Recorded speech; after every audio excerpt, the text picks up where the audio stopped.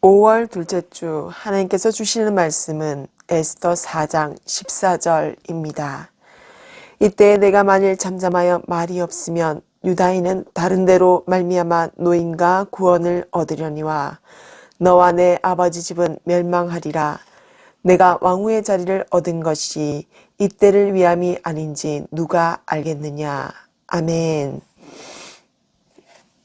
에스더서에서 가장 어둡고 비탄적인 장면이 나오는 장이 바로 이 4장입니다. 1장에서의 연애와 수가 왕국의 화려함, 2장에서의 처녀들과 향품과 하렘과 태폐한 성적 분위기, 3장 마지막에 하만과 왕이 앉아 마시는 만찬의 장면과는 완전히 대조적입니다. 4장은 드디어 두 주인공인 모르드게와 에스더에게로 초점이 옮겨집니다. 유다인들 위에 드리운 죽음의 운명을 어떻게 타개해 나갈 것인가가 관건입니다. 하만의 음모를 알게 된 모르드게는 굵은 베옷을 입고 죄를 무릅쓰고 대성통곡하였습니다. 이것은 전형적으로 고대 근동에서 애도를 표현하는 모습입니다. 굵은 배는 사무로 짠 것이 아니라 산양이나 약대털로 거칠게 짠 것입니다. 죽음자를 고혹하거나 국가 위기 상황, 슬픔과 애통, 회개 등에 대해 이러한 복장을 하고 이 천을 허리에 두르고 재 위에 앉아서 머리 위에 재를 뿌렸습니다. 그는 울며 대궐 문 앞까지 가지만 바사의 법에 따라 배를 입은 자로서 문 안으로 들어가지는 못합니다. 그는 에스더에게 알리기 위해 대궐까지만 간 것 같습니다. 모르드게의 이러한 애통의 행동에 대해 여러 의견들이 제시되었습니다. 그것은 자신이 하만을 자극한 원인 제공자이기 때문에 자책하는 행위이다. 에스더의 관심을 끌기 위한 행동이다. 공적인 표시를 함으로 법적 권위의 중재를 요청하는 일종의 법적 투쟁이다. 에스더를 자극시키려 행동하게 하려는 것이다. 등등 여러 가지 해석들이 많이 자리를 잡고 있으나 이러한 해석들이 적합하지 않음을 발견하게 됩니다. 왜냐하면 동일한 반응들이 전국 각지에서 일어났기 때문입니다. 어떻게 보면 이 소식을 들은 자들의 자연스러운 반응입니다. 모르드게의 행동을 굳이 특별하게 해석할 이유는 없습니다. 사실 에스더서에 하나님의 이름이 언급되어 있지 않지만 유다인들의 이러한 행동이 하나님께 행한 것이 아니라면 의미가 없습니다. 그들에게 지금 가장 절박한 것은 과거 자신들이 독립된 나라가 있었을 때 하셨던 것처럼 하나님의 구원의 손길이라는 것입니다. 과연 하나님께서는 그의 백성을 기억하실까요? 이스라엘 땅이 아닌 이방인의 땅에 남겨진 소수민족에 불과한 유다인을 하나님께서 과연 구원하여 주실까요? 그들은 가장 큰 소리로 하나님의 이름을 불러대고 있지만 저자는 하나님의 이름을 언급조차 하지 않으므로 더욱 긴장은 고조됩니다. 하나님의 이름의 부재는 더욱 강력한 효과를 내고 있습니다. 그러기에 배를 잃은 이 장을 하나님이 가장 임재에 계시면서도 가장 부재에 계시다라고 평가하였습니다. 전국의 유다인이 자신들에게 일어난 불행을 알고 있고 베옷을 입었는데 아이러니하게도 궁중궁궐에 살고 있는 에스더 왕후만 그 사실을 모르고 있고 그녀만 여전히 화려한 궁중의 옷을 입고 있다는 것입니다.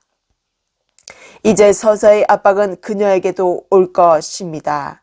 그녀의 정체성에 대해 결단해야 하는 순간이 다가오고 있는 것입니다. 우리는 애통과 슬픔의 표시로 머리에 재를 뒤집어 쓰는 유다인들의 모습을 보게 되었습니다. 과연 지금을 사는 우리의 현실에서 우리는 고난의 훈련을 적절하게 받고 또 그것을 위해서 재를 뒤집어 씌울 만큼 애통해하고 있는가가 우리의 중요한 시사를 가리키고 있습니다. 사람은 늘 한결같이 살기가 쉽지 않습니다. 다양성을 가지고 그리고 희노애락의 감정성들을 가지고 있습니다. 또한 표현하기 어려운 일들을 마주했을 때 순진한 얼굴로 모른다고 치부하고 넘어가기 십상입니다. 골치 아픈 일은 들여다보기도 싫다는 의미 아니겠습니까?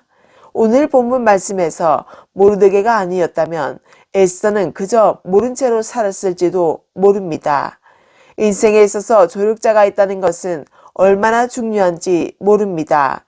내가 모르는 것이 있으면 모른다고 인정하고 정당하게 배우는 자세로 가르침을 받아야 마땅합니다. 삶이 너무 단단해지면 내 마음에 아집도 많아지고 또 살아온 세월이 많은 사람들은 자기만의 세상을 만들어서 다른 사람이 비집고 들어갈 틈이 없습니다. 평소에 신실한 자신의 믿음을 지키기 위해서 고난의 행군이 없었다면 모르드게는 에스더에게 목숨까지도 아깝지 않을 이 시점에서 바로 이때를 위함이 아니냐는 말은 상당히 심오하고 깊이가 있습니다. 왕을 아련하라는 모르드게의 요청에 대해서 에스더의 답변은 한마디로 거절입니다. 그녀의 논지는 하고 싶지 않아서가 아니라 할 수가 없다는 것입니다. 왕의 신복과 왕의 각도 백성이 다 알거니와 라는 말을 통하여 에스더는 바사의 법도를 천하가 다 아는데 모르드게가 모를 리가 없음에도 불구하고 그러한 무리한 요구를 하는가에 대한 반문이 간접적으로 반영되어 있습니다. 또한 그녀의 설명을 통하여 독자로 하여금 바사의 궁중법도를 들을 수 있는 기회를 줍니다. 이 정보는 그 다음 진행되는 사건을 이해하는 데 없어서는 안 될 중요한 역할을 합니다. 동시에 이 법도를 이해함으로 에스더가 모르드게의 요청을 거절한 것에 대한 부정적인 인상을 누그러뜨릴 수 있었습니다. 단순히 그녀가 이기적이기 때문에 거절한 것이 아니라 그녀 개인의 생사가 달려있는 심각한 문제인 것입니다. 또한 이러한 법도를 알면서 왕 앞에 나아가는 것은 거의 자살 행위나 다름이 없습니다. 그녀는 다른 방법으로 왕을 뵙기를 청해도 소용없음을 알리기 위해 이미 자신이 부름을 받지 못한 지가 30일이나 되었음을 추가로 설명합니다. 그러니까 아련을 신청해도 거절당할 것이고 그녀가 왕에게 다시 부름을 받는다는 보장도 희박함을 알린 것입니다. 그녀가 왕으로서 할 수 있는 일에 한계에 와 있음을 설명한 것입니다.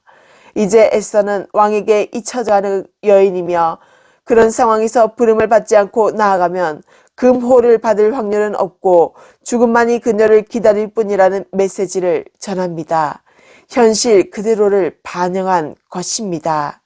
이에 대하여 모르드게의 답변은 단호하며 신념과 확신에 차 있습니다. 에스더는 바사 왕국의 궁중법의 무서움을 설명했지만 모르드게는 그것보다 더 무서운 법이 있음을 가르쳐 줍니다. 그의 말 속에서 세 가지 논지를 찾아볼 수 있습니다. 첫째, 에스더의 근본을 잊지 말라는 것입니다. 즉 그녀는 왕후이기 전에 유다인임을 기억하라는 것입니다. 왕국에 있다고 유다인 중에 홀로 며느리라고 생각지 말라는 말로써 그녀와 그녀가 속한 공동체가 분리될 수 없음을 상기시킵니다. 아무리 하만이라도 에스더까지 어떻게 할 수는 없을 것입니다. 그러므로 유다인이 죽임을 당하더라도 에스더는 살아남을 가능성이 높다는 것입니다. 이것이 더 상식적인 생각일 것입니다.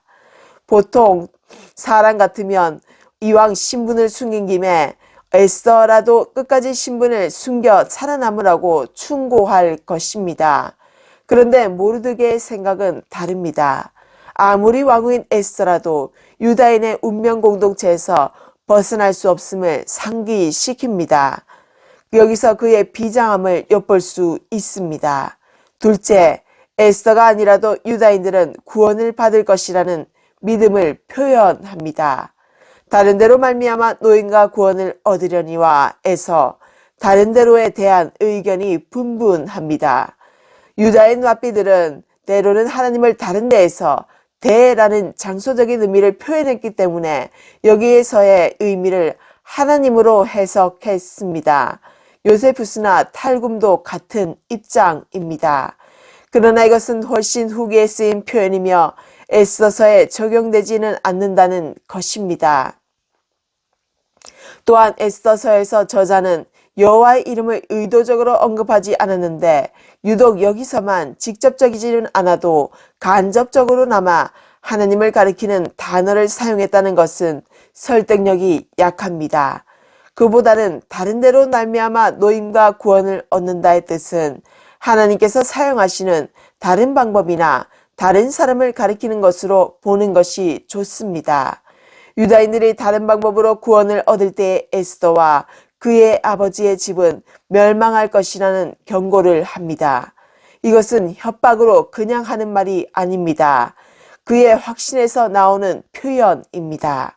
이러한 모르드게의 확신은 어디에서 오는 것일까요?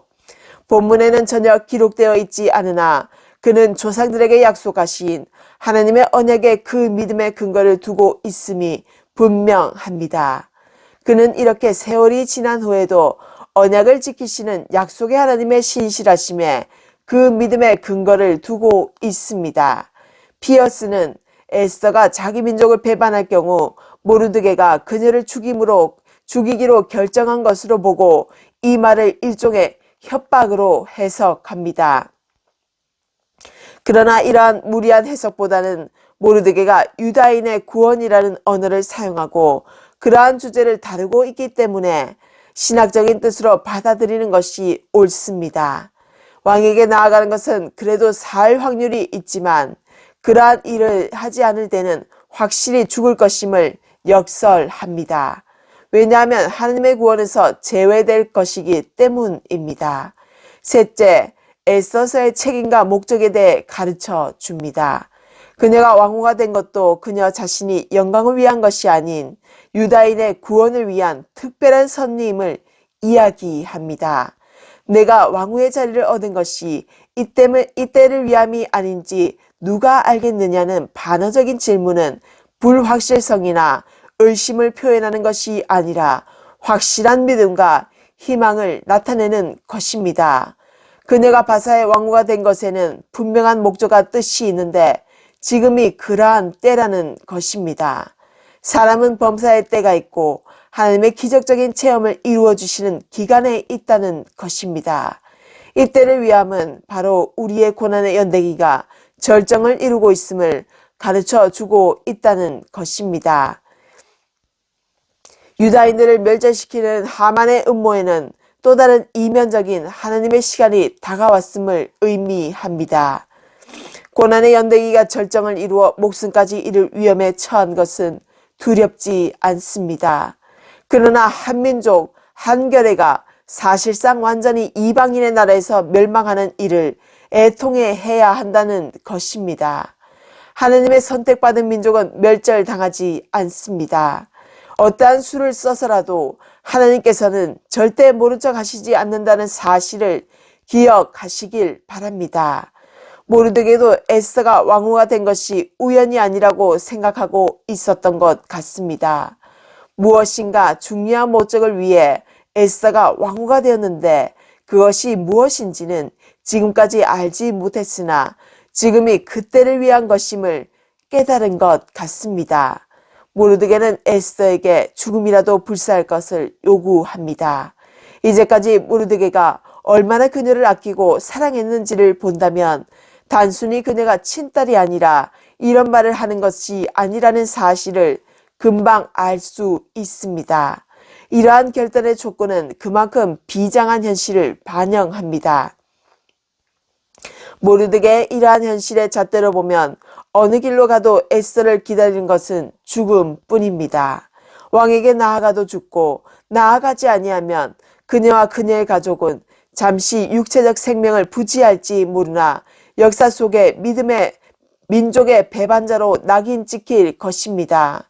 진퇴양난인 이럴 때 쓰라고 나온 말 같습니다. 그러나 믿음의 눈으로 보면 그녀가 살 길, 그녀가 왕으로 세워진 목적을 이루어 민족을 살리는 길은 단 한 가지 뿐입니다. 관건은 에스더가 과연 이러한 믿음의 시각을 가졌느냐는 것입니다. 모르드게의 결단 촉구에 대하여 이번에는 에스더가 회답을 보냅니다. 이제까지 모르드게가 시키는 대로 순종해왔던 그녀는 이번에는 처음으로 모르드게에게 명령을 내립니다. 그녀는 위기의 순간에 홀로 서기를 하고 있고 독립된 인간으로서 결단을 내립니다. 모르드게가 할 일은 수사의 유다인들을 다 모으고 에스더를 위하여 밤낮 3일을 먹지도 마시지도 말고 금식하는 것입니다. 에스더는 시녀로 더불어 금식한 후에 규례를 어기고 왕에게 나아가겠다는 것입니다. 그리고 기독교 역사상 가장 유명한 구절 중에 하나를 이야기합니다. 죽으면 죽으리이다. 모르드게는 그녀의 명대로 모든 것을 수행합니다. 이제 에스더는 모르드게의 수양딸이 아닌 아수에로가 부르는 침대로 달려가는 수동적인 여인이 아닌 자신의 삶과 생명을 걸고 민족을 구해야 하는 무거운 짐을 짊어진 리더로서 우뚝 서려는 결심을 한 것입니다. 과연 그녀는 이 일을 해낼 수가 있을까요? 위기감과 긴장감이 흐르는 가운데 사건은 묘하게 흘러 이제 모든 것이 에스더에게로 관심이 집중됩니다. 절망 가운데 가느다란 신락 같은 희망이 제시되는데 그것도 불확실하기 그지 없습니다. 왕후라는 타이틀은 있으나 왕 앞에 나아갈 권리조차 없는 여성이 목숨을 걸어야만 합니다. 모든 것은 이제까지 사건을 통해 목격해온 변덕스럽고 무심하고 예측 불가한 바사왕의 그날의 기분에 달려 있습니다. 유다인이 금식할 때의 대상은 물론 하나님입니다. 그러나 본문은 그것조차 밝히고 있지 않습니다. 금식함으로 에스더가 초췌해 보일 수도 있고 왕 앞에 나아갔을 때 아름답지 않게 보일 수도 있습니다. 그러나 에스더는 자신의 미모에 승부를 걸고 있는 것 같지 않습니다. 본문은 그녀가 금식한 후에 나아갈 것이라고만 기록하고 있습니다. 과연 유다인들과 모르드게가 에스더가 연합하여 한 기도가 응답될 것인가가 관건입니다. 이때는 유월절 기간임에도 불구하고 이들은 그 절기조차도 지키지 못하는 처지가 되었습니다. 사실 에스더는 자신의 신변과 모르드게의 안녕에 관심이 있었던 정도의 평범한 여인이었습니다. 그러나 자신이 왕후의 위치에 대한 하나님의 계획이 있을지 모른다는 말에 그녀는 변하기 시작합니다. 그녀를 향한 하나님의 계획에 눈을 뜨고 그 계획에 동참합니다. 우리는 비록 왕후가 아닐지라도, 비록 사회적 지위나 경제적 지위가 높은 자들이 아닐지라도, 비록 평범한 소시민일지라도 그것과 관계없이 하나님이 우리 각자를 향한 놀라운 계획이 있음을 믿어야 합니다. 이 세상에서 우리의 할 일은 그 계획을 발견하고 거기에 동참하는 것입니다. 그럴 때 하나님의 역사는 일어나기 시작합니다. 우리의 삶에 능력이 생기기 시작합니다. 우리에게도 수많은 때가 옵니다.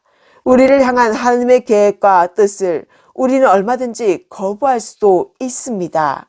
그렇게 되면 하나님이 주시는 신령한 복을 누릴 수 있는 기회를 놓치게 됩니다. 에스더의 순종은 결코 쉬운 것이 아니었습니다. 죽으면 죽으리라의 생면 다한 목숨까지도 이를 가치가 있는 순종이었습니다. 우리에게 우선적으로 필요한 것은 하나님의 뜻에 지금 당장 순종하는 것일지도 모릅니다. 순종하지 않고 실천하지 않는 결단이란 무의미하기 때문입니다. 순종은 말로 듣고 듣는 것에서 그치는 것이 아니라 삶의 결단을 내리고 그에 따라 실행하는 것입니다. 우리는 가장 쉬운 것을 가장 어렵게 생각하는 삶을 살고 있을지도 모릅니다. 우리의 삶에서 하나님께 순종하는 것은 하나님의 말씀에 귀 기울여서 미루고 있던, 외면해 있던 숙제들을 푸는 것입니다.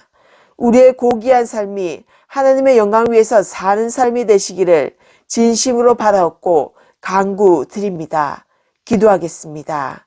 주님, 참으로 죄 많고 벌레 같은 이 죄인이 무엇을 할 수 있겠나이까? 그저 하나님을 사모하고 간절히 사랑하는 데에서 비롯된 이 넘치는 감정들을 어찌 하나님의 사랑에 비교할 수 있겠나이까? 주님, 우리는 에스더처럼 세상의 구원을 외면하고 모른 채로 그렇게 살아간 인생들입니다. 그렇게 살다가 죽음에 이르렀을 때 우리의 인생이 하나님을 외면하면서 살아왔다면 그보다 더 허무하고 공허한 인생이 어디 있겠나이까? 주님, 그러한 삶이 되지 않도록 우리를 살려 주시옵소서. 우리를 빛의 사자들이 되어서 그날이 오기까지 또 우리가 그렇게 살아왔던 삶의 자리를 벗어나서 새로이 거듭나는 삶이 되기를 원하옵나이다. 우리의 삶이 지지부진했던 어리석은 삶이었던 것처럼 타인의 삶에서도 그러한 모습들이 보인다면 우리의 빛나는 보석과도 같은 삶의 언덕길에 마주선 하나님을 전하는 사명자들이 각각 되게 하소서. 우리는 하나님의 택하신 족속입니다. 그러므로 우리는 주님께 다른 사람들을 인도하는 사명을 받은 자들입니다. 인생에서 허우적거리면서 제자리 걸음을 하는 이들의 마음속에 하나님의 부재하심이 아닌 하나님의 존재하심을 알고 깨달을 수 있게 하소서. 세상에서 죄를 많이 지은 저 감옥의 언저리에 있는 죄인들을 구원하여 주시어 그 마음에 생명 살리는 에스더의 사명을 아낌없이 퍼부어 주시어 속히 구출하여 주시옵소서. 오늘도 내일도 현재를 살아가는 주님의 이름으로 대적 마귀를 이기어 천국 백성이 되게 하신 우리 구주 예수님의 이름으로 기도드립니다. 아멘.